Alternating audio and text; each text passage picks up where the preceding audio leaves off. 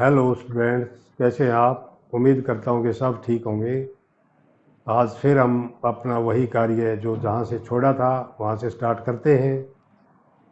Class 8 के exercise है 2.4 question number 5। यहाँ से हमने शुरू करना है, तो देखिए क्वेश्चन नंबर 5 है। शोभो की माँ की आयु शोभो की आयु की 6 गुनी है। 5 वर्ष बाद शोभो की आयु उसकी माँ की वर्तमान आयु की 1/3 हो जाएगी। उनकी आयु ज्ञात कीजिए।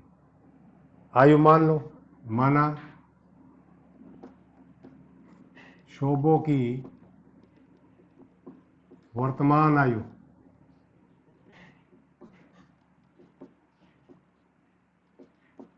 यहां हमने x वर्ष मान ली इसकी वर्तमान आयु। ठीक है, तो माँ की क्या हो जाएगी? माँ की वर्तमान आयु 6 गुनी है इसके, x का 6 गुना 6x। अब प्रश्न के अनुसार एक समीकरण बनानी हमने। प्रश्नानुसार समीकरण कैसे बनाएंगे? देखिए, ये दे रखा है कि 5 वर्ष बाद शोभो की आयु। अब यहां हम लिखेंगे 5 वर्ष बाद शोभो की आयु कितनी हो जाएगी? इसमें 5 जोड़ दो। ठीक है, जैसे आपकी आयु 14 वर्ष है, अब 5 साल बाद आपकी आयु कितनी हो जाएगी? 14 + 5 19 हो जाएगी। इसलिए हमने इसमें 5 जोड़ दिया। और अब आगे क्या कह रहा है? 5 वर्ष बाद शोभो की आयु जो है, ये आयु जो है उसकी माँ की वर्तमान आयु, वर्तमान ये है, इसकी 1/3 है, 1/3 हो जाएगी। इसको हम समीकरण रूप में लिखेंगे। देखिए, ये जो x जमा 5 है, ये इसका 6x का 1/3 है, 1/3। यहां समझिए, जैसे ये एज है, ये इसकी जो मैंने 5 लिखे, और इधर माँ की एज है, वर्तमान एज। जैसे ये एज इसकी 1/3 है, 1/3 का मतलब 1/3 है। और हमने इनको बराबर करना हो तो कैसे हो? 3 से गुणा कर दो शोभो की आयु को। एक तरीका तो ये है कि बराबर हो जाएगी, ये भी 15 हो जाए, वो भी 15। या अगर हम यहाँ 3 से गुणा ना करें तो इसको 1/3 से गुणा कर दो। 1/3 को 1/3 कहते हैं। इसको जब काटेंगे तो ये भी 5 हो जाएगा और ये भी 5 बराबर हो गए। अब आपने देखना है कि इसको अगर गुणा 1/3 करना है तो इससे करो, और गुणा 3 करना तो इससे करो। ये गुणा 3 वाला आसान है, इसलिए हमने इसको 3 से गुणा कर दिया। 3x जमा में 15 और इधर 6x। 15 यूं का यूं लिखे हमने, 6x भी यूं का यूं लिखे। एक चीज नहीं लिखी इनमें से, ये इसको दूसरी साइड में ले जाना, इसलिए माइनस हो गया। 15 बराबर में इसमें से घटाएंगे तो 3x बच गया। ये बटे 3 कहाँ से आ गया ये बताना। सोचो, 3 या इसके साथ गुणा में इधर आगे भाग हो गया, बटे हो गया। 3 पंजे 15, तो 5 बराबर x, या x बराबर 5 भी लिख सकते हैं इसको। ये आएगी 5 साल की शोभो की आयु। शोभो की वर्तमान आयु 5 वर्ष आई, और माँ की कितनी हो जाएगी? माँ की वर्तमान आयु 5 गुणा में 6, यानी कि 6 गुणा में 5 या 5 गुणा में 6, 30 वर्ष। अगर इसको वेरीफाई करें, हम जांच करें कि ये सवाल सही है या गलत है, जांच के लिए यहाँ चलिए। एक तो 6 गुनी होनी चाहिए, या देखिए हमने 5 का 6 गुना है 30 है, ठीक है, 6 गुनी है इधर। एक ये होना चाहिए 5 वर्ष बाद शोभो की आयु क्या क्या हो जाएगी? आज 5 वर्ष है, 5 साल बाद कितनी हो जाएगी? 10। और उसकी माँ की वर्तमान आयु कितनी है? 30। क्या ये इसकी 1/3 नहीं है? 1/3 नहीं है, 1/3 है। तो इसलिए जांच से भी हमें पता लग गया कि हमारा क्वेश्चन बिल्कुल सही है। चलिए नेक्स्ट क्वेश्चन। इस क्वेश्चन को देखना। मोहली गांव में एक तंग आयताकार भूखंड विद्यालय बनाने के लिए सुरक्षित है। इस भूखंड की लंबाई और चौड़ाई में 11:4 का अनुपात है। गांव पंचायत को इस भूखंड की बाढ़ कराने में इनके फेंस करनी है चारों तरफ। रुपए 100 प्रति मीटर की दर से 75,000 रुपये व्यय करने होंगे। भूखंड की डायमेंशन ज्ञात करनी है, माप ज्ञात करनी है, इनकी लंबाई चौड़ाई बतानी है। अब क्योंकि लंबाई चौड़ाई का आयताकार सवाल है, इसको हम एक फिगर द्वारा ऐसे बना लें तो बड़ा आसान समझने में होगा। ये इस प्रकार का कोई भूखंड है जिसकी लंबाई और चौड़ाई का अनुपात दे रखे 11:4। हम यह मानते हैं इसका माना आयताकार भूखंड की लंबाई मान लें, लंबाई और आयताकार भूखंड की चौड़ाई, दोनों चीज़ हमने यहाँ से माननी है। जो ये अनुपात दे रखा है लंबाई चौड़ाई का 11:4 है। अनुपात जहाँ उसके साथ x लगा लेते हैं। मान लिया लंबाई होगी 11x मीटर और चौड़ाई होगी 4x मीटर, क्योंकि इसकी बाढ़ करनी है। अब बाढ़ करनी है तो अगर मान ले यहाँ से स्टार्ट होते हैं हम, पूरी ये होगी बाढ़, ये होगी, ये होगी और ये होगी, यानी कि इसका परिमाप आ गया। ये 11x है, ये 4x है, ये 11x, ये 4x। बाढ़ करनी है तो इसका परिमाप हमें निकालना पड़ता है। तो आयताकार भूखंड का परिमाप कैसे निकालेंगे हम? परिमाप का क्या सूत्र होता है आयत का? ये होता है 2 × L + B, यानी कि लंबाई प्लस चौड़ाई। तो इसको हम निकालेंगे तो क्या होगा? 2 × लंबाई हमारी 11x, चौड़ाई हमारी 4x, तो कितना हो गया ये? 11x और 4x को जोड़ेंगे तो कितना हो गया? 15x, और 15x की 2 से गुणा करेंगे तो कितना हो गया? 30x metre. ठीक है। अब इसमें आगे क्या लिखा है कि गांव पंचायत को इस भूखंड की बाढ़ कराने में रुपए 100 प्रति मीटर की दर से इतने रुपए खर्च होंगे, 75,000 रुपये। जैसे मान लें हमारा ये परिमाप आया 30x मीटर, इस पर हमने 100 रुपये मीटर की दर से खर्च करने हैं। खर्च कितना होगा? खर्च कितना होगा? 30x को 100 से गुणा हो जाएगी, क्योंकि 1 मीटर के ऊपर 100 रुपये खर्च है। हमारे पास है 30x मीटर, तो ये गुणा कर दिया हमने। लेकिन वास्तविक खर्च कितना है? 75,000। इसका मतलब ये 75,000 होना चाहिए इसके बराबर। ठीक है। अब इस 100 को उधर ले चलो। 30x बराबर क्या हो गया? 75,000। ये गुणा का 100 इधर जाएगा, भाग हो गया, 2 जीरो इसकी कट गई। अब x की वैल्यू क्योंकि हमने निकालनी है, यहाँ कितना रहेगा? 750। ये 30 इधर जाएगा, ये भी बटे हो जाएगा। 1 जीरो से 1 जीरो कट गई और 3 से यूँ कट गया। तो x की वैल्यू क्या आएगी? 25। इसका मतलब ये 25 है x की जगह, जहाँ जहाँ x है। अब जैसे भूखंड की हम लंबाई निकाला, भूखंड की लंबाई कितनी आ जाएगी? 11x है, x की वैल्यू 25 है, तो 11 × 25, 11 × 25 कितना हो गया? 25 एकम 25 और 2 27, 275 मीटर हो गया। और भूखंड की चौड़ाई निकाले तो वो 4x है, तो 4 × 25, ये 100 मीटर है। ठीक है। यही हमने इसकी क्या निकालनी थी? भूखंड की माप निकालनी थी, लंबाई चौड़ाई निकालनी थी, वो हमने निकाल दी। इस क्वेश्चन को देखना। आसन स्कूल वर्दी बनाने के लिए 2 प्रकार का कपड़े खरीदता है। इसमें कमीज के कपड़े का भाव ₹50 प्रति मीटर और पतलून के कपड़े का भाव ₹90 प्रति मीटर है। वह कमीज के प्रत्येक 3 मीटर कपड़े के लिए पतलून का 2 मीटर कपड़ा खरीदता है।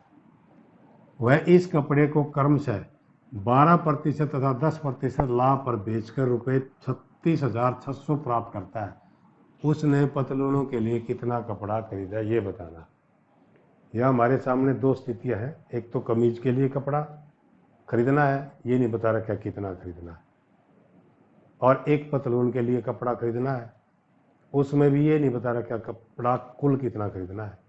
लेकिन एक चीज़ इसमें क्लियर है, अगर कमीज के लिए 3 मीटर कपड़ा खरीदे तो वही पतलून के लिए 2 मीटर कपड़ा अवश्य खरीदे। तो इसमें हमने मान के चलना पड़ेगा कि माना कमीज के लिए कपड़ा, कमीज के लिए कुल कपड़ा कितना खरीदा, कुल कपड़ा हमने मान लिया X मीटर खरीदा। इसमें दे रखे वैसे 3 मीटर, तो हम यहां इसके सामने 3 और लगाओ, 3X मीटर खरीदा, ठीक है। और आगे क्या दे रखा है, आगे दे रखा है इसका भाव क्या है, प्रति मीटर भाव, प्रति मीटर भाव, यानी कि खरीदा किस भाव है, ₹50। और इसके ऊपर लाभ भी दे रखा है, 12% लाभ दे रखा है, ये पतलून पे 10% दे रखा है। अब यहां देखिए, कुल कपड़ा है 3X मीटर, प्रति मीटर भाव है ₹50, यानी कि 1 मीटर पे ₹50 खर्च होते हैं, और लाभ भी दे रखे है 12%। तो यहां हम क्या करेंगे, ₹50 का माने गुणा होती है 12% कितना होता है वो निकाल के देखेंगे। 50 गुणा में 12/100, 50 एकम 50, 50 दूनी 100, 2 एकम 2, 2 छिके 12, यानी कि ₹6। 1 मीटर के ऊपर ₹6 उसको लाभ मिलता है। तो हम यहां लिखेंगे विक्रय मूल्य कितना होगा, बेचेगा कितने में उस कपड़े को, 50 में खरीदा था ₹6, लाभ तो ₹56 में उसको बेचेगा। किसको, कमीज वाला जो कपड़ा है, जितना भी कपड़ा, कितना कपड़ा है 3X मीटर, 1 मीटर का में बेचेगा ₹56 में। तो कुल विक्रय मूल्य कितना होगा, कुल विक्रय मूल्य हो गया, इसकी और इसकी गुणा हो जाएगी, 3X गुणा 56, 56 तिया कितना हुआ, 3 छिके 18, 3 5 15 1 16, इतने X मीटर रुपए, या रुपए लिखो, कुल विक्रय मूल्य हो गया कमीज का ये। इसी तरह से पतलून का हम निकालेंगे। माना पतलून का कुल कपड़ा,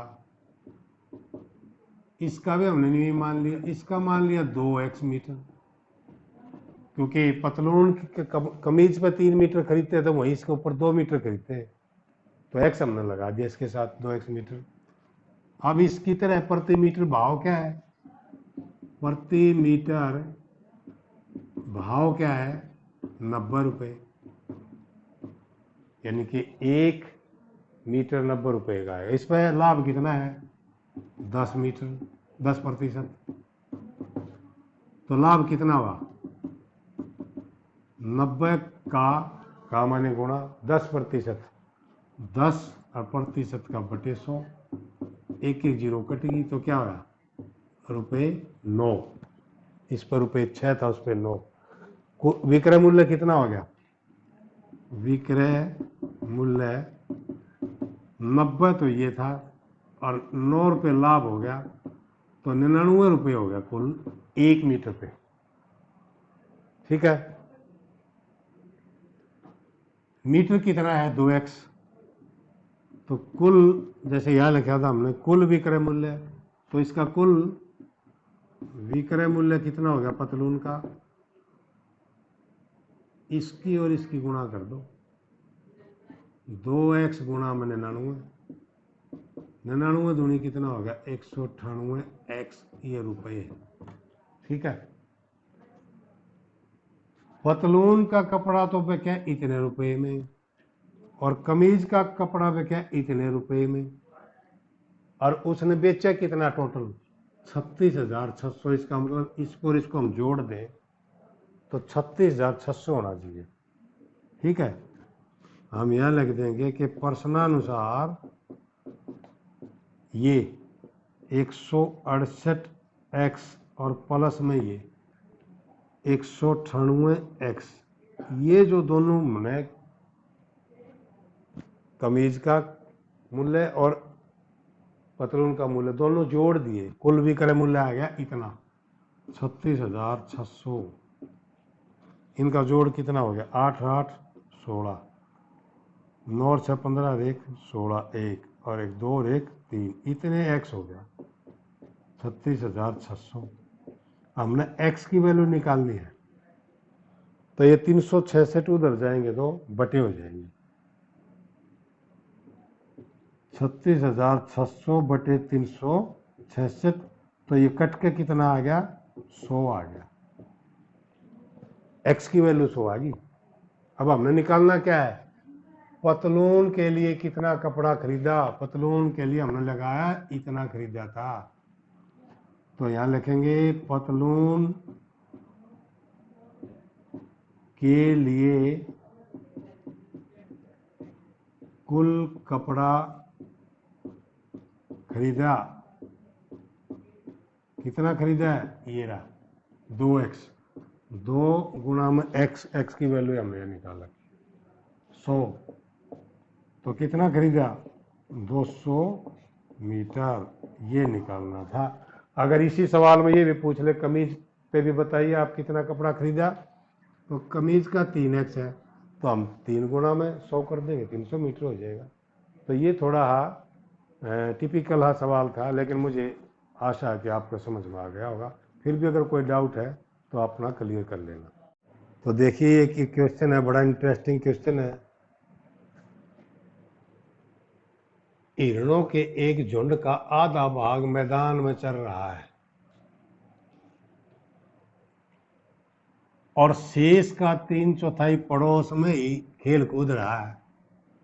शेष बचे 9 हिरण एक तालाब में पानी पी रहे हैं। झुंड में हिरणों की संख्या ज्ञात करनी है। हम यहीं से स्टार्ट करते हैं कि माना हिरणों की कुल संख्या मान ली हमने, कुल संख्या कितनी मानी x। ठीक है, अब इस x में से मैदान में चल रहे हैं कितने, मैदान में चलने वालों की संख्या कितने चल रहे मैदान में, आधे। ये लिखा है एक झुंड का आधा भाग, यानी कि इसका आधा कितना हो जाएगा, बटे 2 कर दो, आधा हो जाता है। और शेष का 3/4, अब शेष कितना बच गया, सारे कितने थे x, आधा भाग हो गया x बटा 2, शेष कितना रह गया,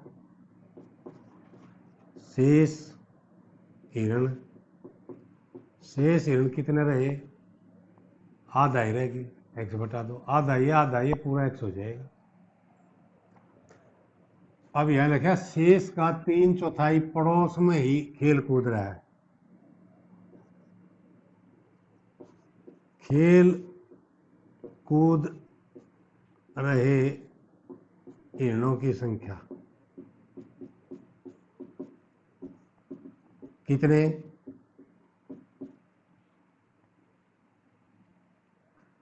शेष का 3/4, शेष ये है, इसका 3/4 कितना होगा, ये तो है शेष, 3/4 का मतलब है 3/4 की गुणा कर दिया हमने, और ये कितना हो गया 3x/8 हो गया। फिर आ गया शेष बचे, शेष फिर कितने बचे, शेष ऋण कैसे निकालेंगे हम, या शेष कितने थे x/2, इसमें से ये घटा दो जो खेल कूद रहे, एलसीएम लेंगे 8 आ गया, 2 से भाग करें 8 को 4x हो गया, 8 को 8 से भाग करेंगे 1 के ऊपर गुणा करेंगे 3x, अब 4x में से 3x घटाया तो कितना बचा x/8, ये है शेष ऋण। अब ये क्या है, शेष बचे 9, यानी कि ये 9 है, हम ये लिख देंगे कि प्रश्नानुसार ये जो बचा हुआ है शेष ये 9 है, 8 ਨੂੰ उधर ले जाओ, 8 ने इधर ले जाएंगे तो उधर गुणा हो जाएगा, तो x की वैल्यू क्या आएगी 72। क्या माना था x, ऋणों की कुल संख्या 72 है, और इसकी जांच अगर हम करें, जांच का मतलब है वेरीफाई करें, अगर इसको हम वेरीफाई करेंगे तो देखिए 72 हो गए ये कुल, आधे चले गए मैदान में चलने वाले संख्या कितनी हो जाएगी, 72 का आधा मैदान में चलने वाले, 72 का आधा 36, और शेष कितने रह जाए, फिर शेष वो 72 में से 36 घटा दिया तो 36 ही शेष बच गई, और फिर ये है खेल कूद रहे ऋणों की संख्या, खेलने वाले ऋण कितने हैं, ये क्या है शेष का 3/4, 36 का 3/4 करोगे तो कितना हो गया 27, ठीक है। फिर शेष कितने बचे, फिर शेष बचे, आगे 36 में से 27 घटा दो, 36 में से 27 घटाए तो 9 बचे, यही बताया कि शेष 9 ऋण बचे, तो इसका मतलब ये हमारा क्वेश्चन सही है। ये क्वेश्चन देखो, दादाजी की आयु अपनी पोत्री की आयु की 10 गुणी है, 10 गुणी, 10 गुना बड़ा है दादाजी, यदि उनकी आयु पोत्री की आयु से 54 वर्ष अधिक है तो उन दोनों की आयु ज्ञात करें। अब इसमें मान के चलना, हमने माना पोत्री की आयु या वर्तमान आयु, हम कोई से भी मान सकते हैं, वर्तमान आयु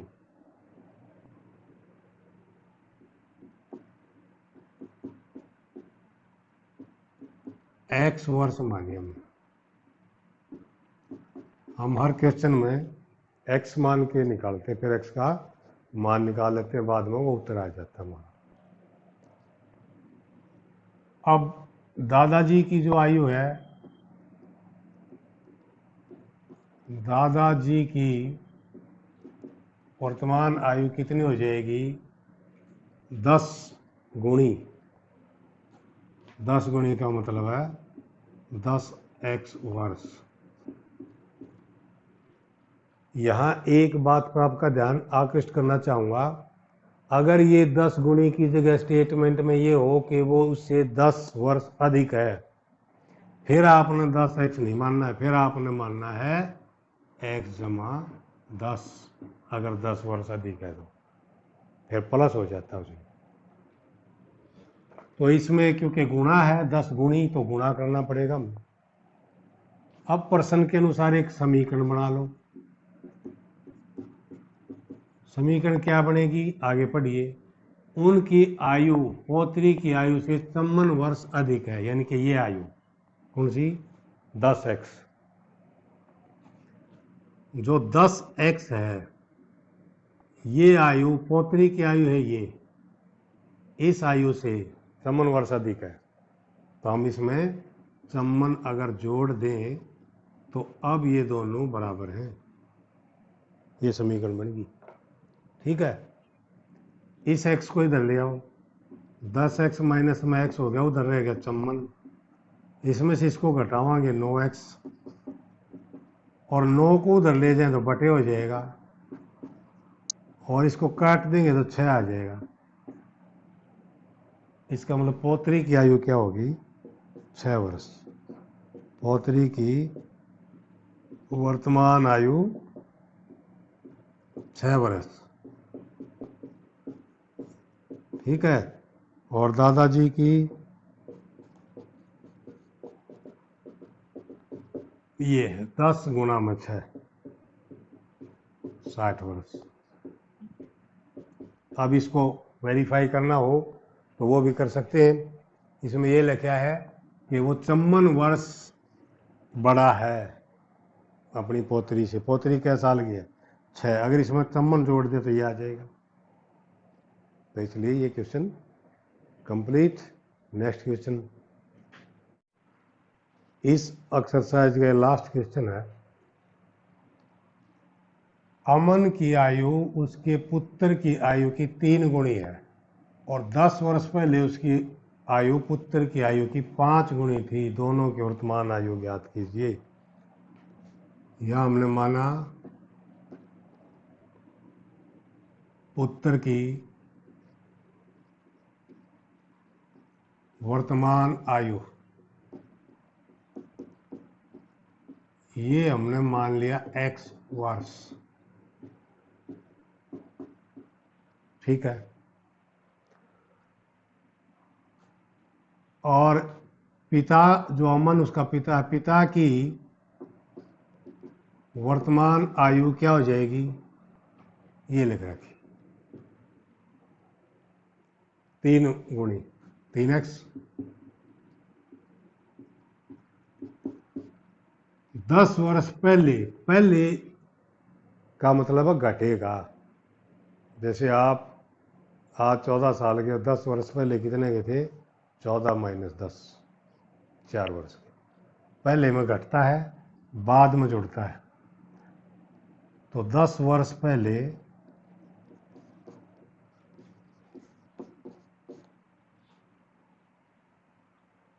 10 वर्ष पहले हम ये लिखेंगे पुत्र की आयु कितनी हो जाएगी, और 10 वर्ष पहले पिता की कितनी हो जाएगी। ये देखिए, इसमें भी 10 घटा दो और इसमें से भी 10 घटा दो, इतने वर्ष की होगी। ठीक है, अब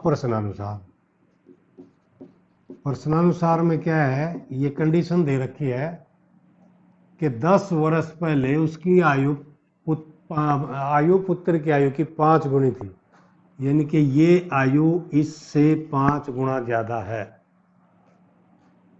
इसको समीकरण रूप में कैसे लिखोगे, देखो 3x माइनस 10, ये लिखी मैंने पिता की आयु।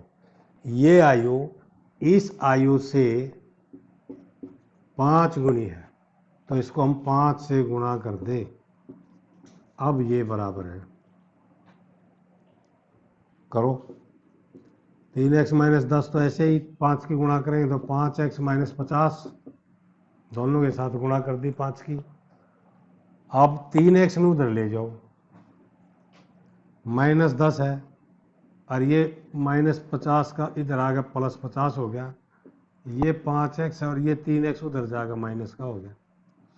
अब इनको जोड़ो, माइनस 10 और 50 40 हो गई, और इसमें से घटाओ 2x आ गए, 2 को इधर ले आओ, बटे हो गया, उधर x बचा, इसको काटेंगे तो 20 आ गया, 20 किसकी वैल्यू आ गई, x की। इसका मतलब ये पुत्र की आयु आ गई, पुत्र की वर्तमान आयु x जो हमने मानी थी वो x का मान 20 आ गया, अर्थात 20 वर्ष है। और पिता की वर्तमान आयु ये है 3 गुना 20 दिया, 3 गुना में 20 यानी कि 60 वर्ष। ये हमने निकालनी थी दोनों आयु, पिता और पुत्र की। तो अब इसमें हमने वेरीफाई अगर इसको करना है तो हम कर सकते हैं, 3 गुणी ज़्यादा है। अब ये देख दो 20 का 3 गुना है, ये 3 गुना ज़्यादा है पिता की आयु। और 10 वर्ष पहले अगर हम चेक करें, 10 वर्ष पहले यूँ तो 10 का था, और यूँ 10 वर्ष पहले 50 का, 10-10 घटाएंगे तो इन उसकी 5 गुनी थी, इसका 5 से गुणा करेंगे तो ये आ जाएगा, 5 गुना ही है, 10 का 5 गुना 50 है। तो ये जांच भी हमारी सही है, इसका मतलब हमारा उत्तर सही है। तो आज के लिए इतना ही काफ़ी है। अब आपने इसकी प्रैक्टिस ज़रूर करनी है, प्रैक्टिस करते रहो। और कोई डाउट्स है तो वो कमेंट्स बॉक्स में डालो, आपको हर कमेंट्स बॉक्स में डाले हुए सवाल का जवाब मिल जाएगा। और इसलिए आप आगे बढ़ते रहो, काम करते रहो। अगली वीडियो में फिर मिलेंगे, तब के लिए ओके, धन्यवाद, थैंक यू।